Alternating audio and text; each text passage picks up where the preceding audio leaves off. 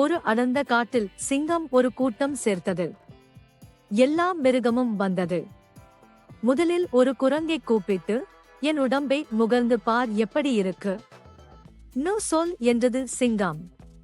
குரங்கு வந்து முகர்ந்து பார்த்துவிட்டு, வாசனை நல்லா இல்லீங்க, கொஞ்சம் மோசமாத்தான் இருக்குன்னு சொல்லியது. சிங்கம் கோபமடைந்து, என் உடம்பையா அப்படிச் சொல்றேன்னு ஓங்கி ஒரு அறை விட்டது. குரங்கு கீழே விழுந்து விட்டது.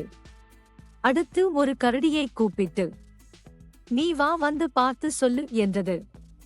கரடி அந்த குரங்கை பார்த்துக்கிட்டே வந்தது. சிங்கத்தை முகர்ந்து பார்த்தது. ஆகா, ரோஜாப்பூ வாசனை ன்னு சொல்லிச்சு. பொய்யா சொல்றே ன்னு ஓங்கி ஒரு அறை விட்டது. அதுவும் கீழே விழுந்தது. அடுத்தபடியா ஒரு நரியை கூப்பிட்டு, நீதான் சரியா சொல்லுவா, நீ வந்து சொல்லு என்றது. நரி குரங்கையும் கரடியையும் பார்த்துக்கிட்டே வந்தது. சிங்கத்தை முகர்ந்து பார்த்து, மன்னிக்கணும் தலைவா, எனக்கு 3 நாளா ஜலதோஷம் என்று சொல்லி நரி தந்திரமாக தப்பிக்கொண்டது.